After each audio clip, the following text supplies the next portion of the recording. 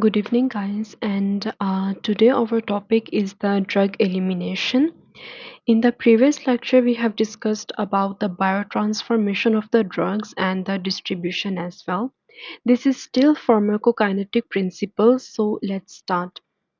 Elimination is defined as the elimination of the drug from the body, i.e., the plasma, and ending their kinetic characteristics. For example, if the blood is removed from the plasma or excreted from the kidneys or metabolized into inactive metabolites, so these are form of elimination. There are several modes of drug elimination. First is the biotransformation of the drug to inactive metabolites. Inactive metabolites means that the drug's pharmacokinetic principles are not functioning now because it has converted into inactive metabolites, and this process is occurred in the liver. Second is the excretion via the kidneys. It's the practical form of elimination in which the drug is removed via the kidney. And the third is the excretion via the bile ducts, the lungs, and the sweating, in which the drug is removed by these three mechanisms.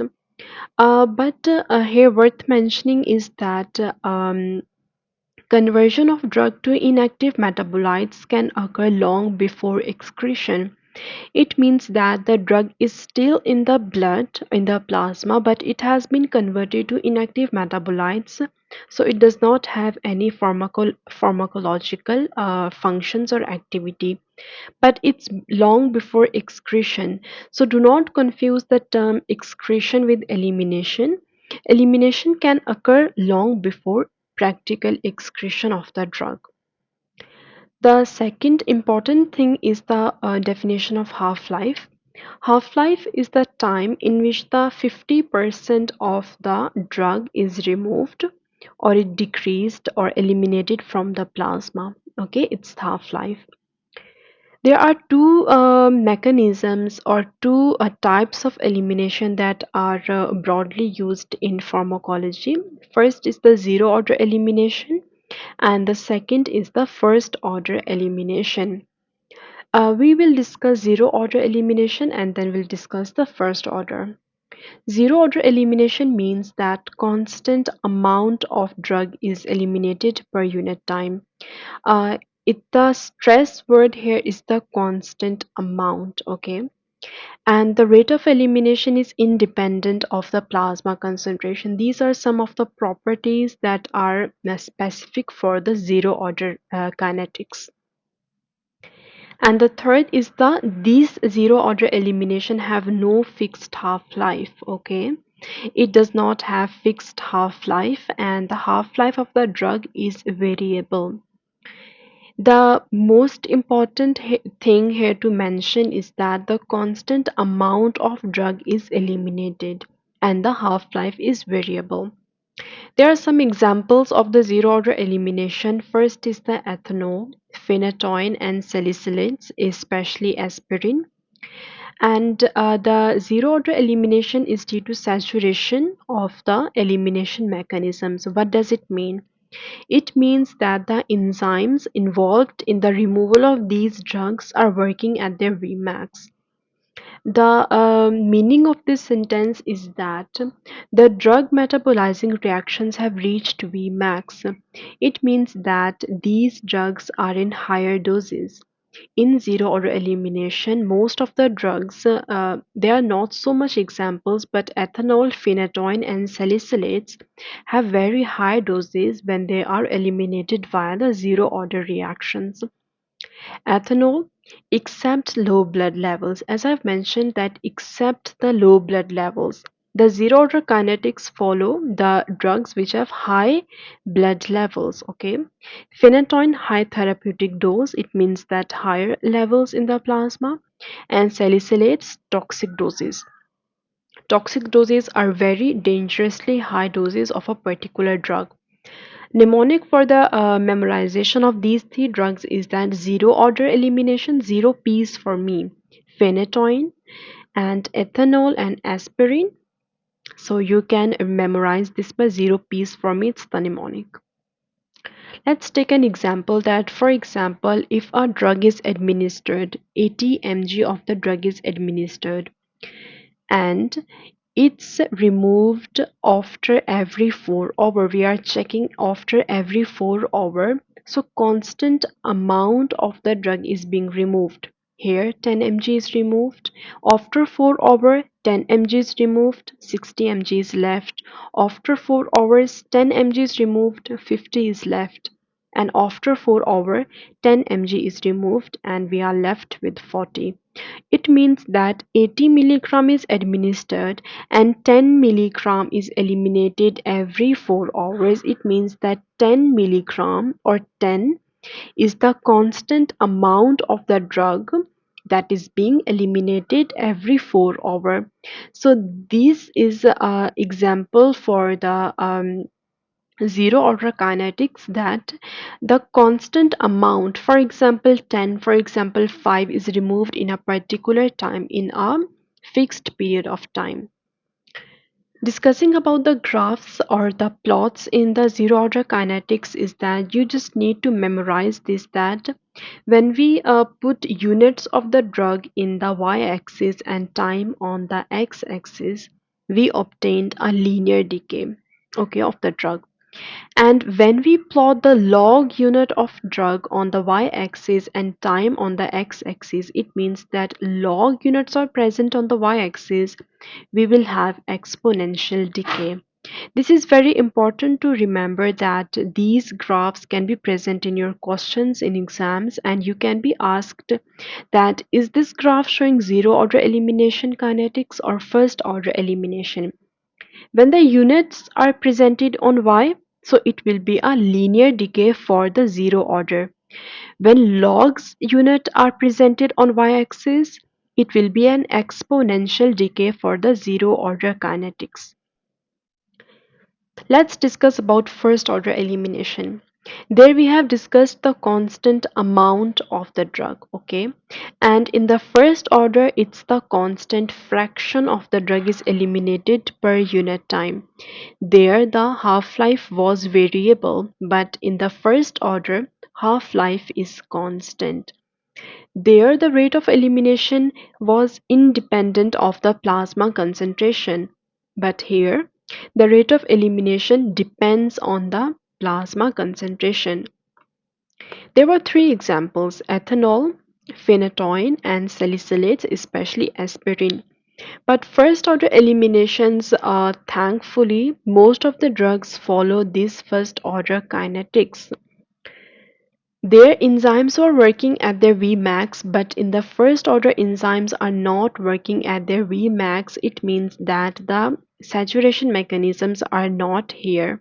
It's the typical enzyme kinetics which is following the first order elimination. Let's take an example. The same mg of the drug is ingested or administered. Considering half-life is 4 hours, because in the first order elimination half-life is constant, okay? 4 hours is constant. And in the 4 hours, constant fraction of the drug is reduced or eliminated. So after 4 hours, 40 mg of the drug is removed. After next 4 hours, 20 mg of the drug is removed. After next 4 hours, 10 mg of the drug is removed. And after 4 hours, 5 mg of the drug is removed. It means that here 40 was removed, here 20 was removed, 10 and 5. This is the half-life for the drug. Half-life is the time during which the drug is 50% decreased or 50% eliminated. So nothing changed here. In the first order elimination, half-life is constant and constant fraction of the drug is eliminated per unit time. For example, if a patient comes to you with the 5 mg of the drug in the body now, but he has dosed 8 hours ago, and the half-life of the drug was given 4 hours. It means that now he has 5 mg of the drug in his body, but he has ingested 8 hours ago. So how much dose did he ingested? We need to find X. Okay, we need to find X, how much dose did he ingested 8 hours ago. So it means that one half-life passed, it became 10, it becomes double. And another half-life passed because if 4 plus 4 is equal to 8, and another half-life is passed, so it will be double to 20 mg. So these are some clinical scenarios you can be asked in your exams. Talking about the graphs in the first order kinetics, it is very different from the zero order kinetics because units of drugs are in the y-axis and time in the x-axis we will have an exponential decay. But when there were units of drug on the y-axis and time we were having an linear decay. Same thing that logs of a log unit of drugs are plotted on the y-axis and time on the x-axis we will have a linear decay, and this graph is similar to the zero order kinetics on the linear scale.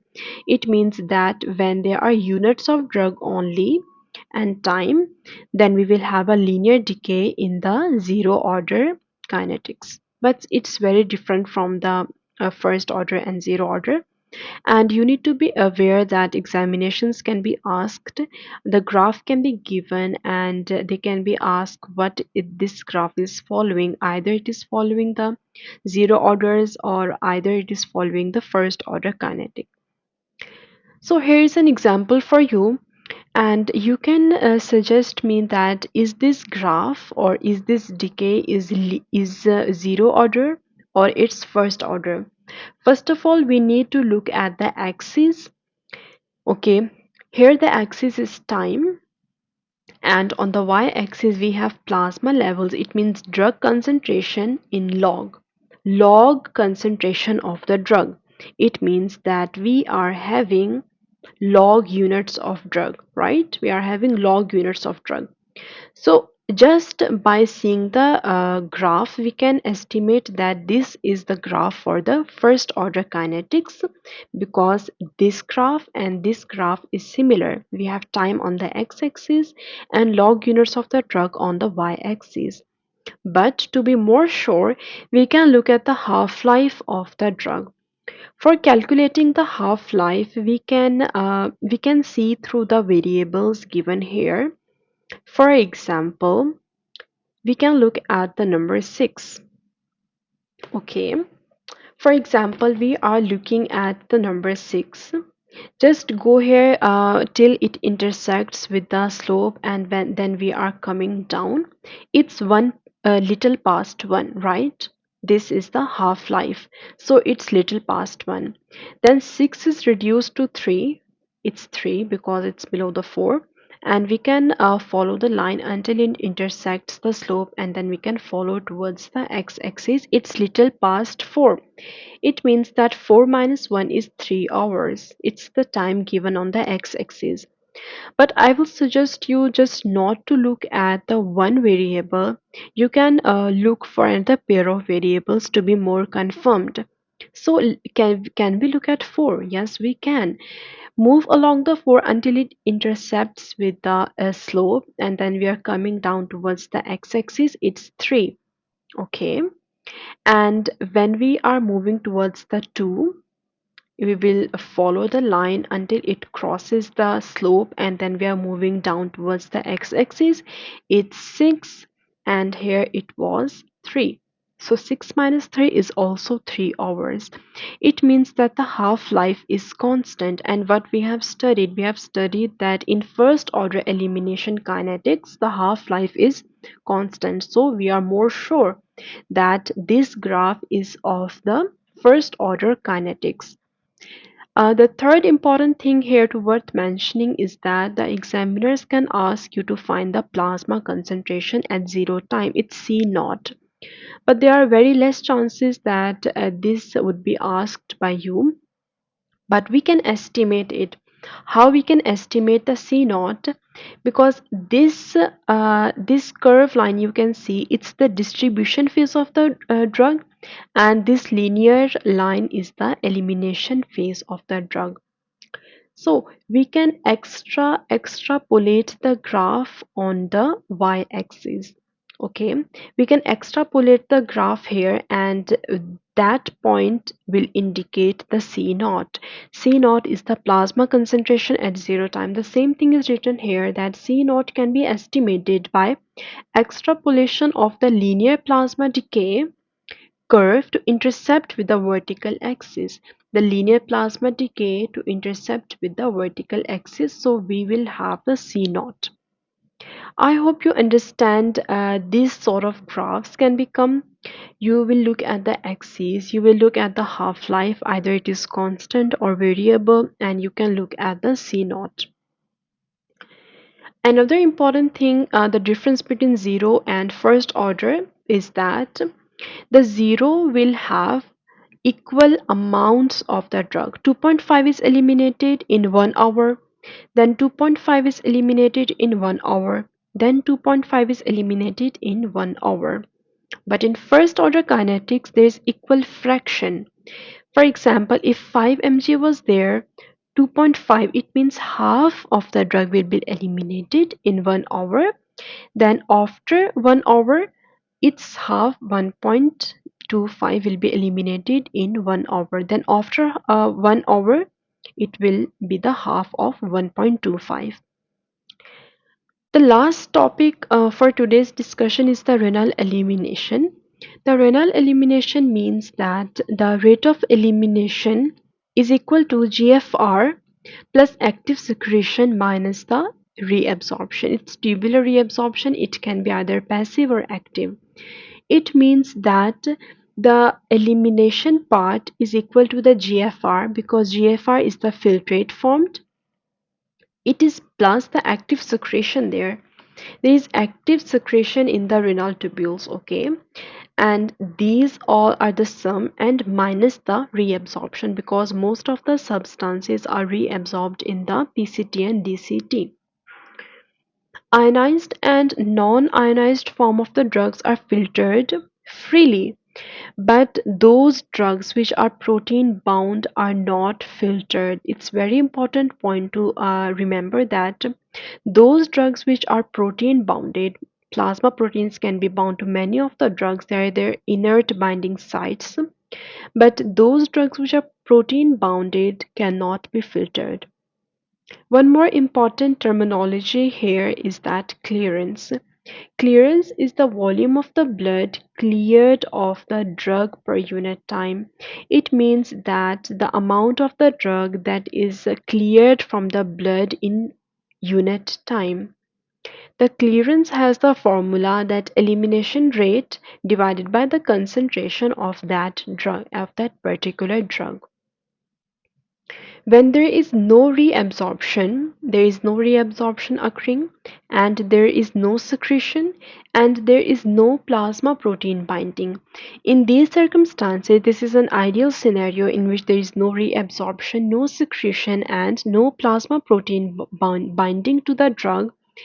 In this condition, the clearance will be equal to GFR, and GFR in physiological circumstances is 120 ml per minute. A very important non-natural compound, it's called inulin. It's not insulin, it's inulin, and inulin is used to estimate the GFR, because inulin is a substance, it is not reabsorbed and nor secreted. So normal GFR is equal to 120 ml per minute, and inulin clearance is used to estimate the value of the GFR. There is a question that, for example, if actual clearance is less than GFR, what would you estimate? It means that the clearance is less than GFR. It means the drug is reabsorbed. The drug reabsorption mechanism is there. But if the actual clearance is more than GFR, it means that the drug is actively secreted in the nephron. There is active secretion process going on in which the actual clearance become greater than GFR. As I've mentioned that protein bound drugs are not cleared, in this scenario we will use the formula clearance free fraction. We will use the free fraction of the drug. We will not use the bound fraction of that drug. Multiply by GFR. Okay. And in this scenario, we can estimate that, for example, if a question says that 80% of the drug is protein bound, but here not only the bounding value is given, but the free value is also estimated, that 80% is protein bound. So how much is free? It's 20%. So how we can calculate the clearance? It's the free fraction, which is 20 multiplied by GFR, and the value for GFR is 120 ml per minute. And this was for today. We have discussed the first and zero order elimination kinetics, some of the renal elimination mechanisms, and the concept about clearance. So this was for today.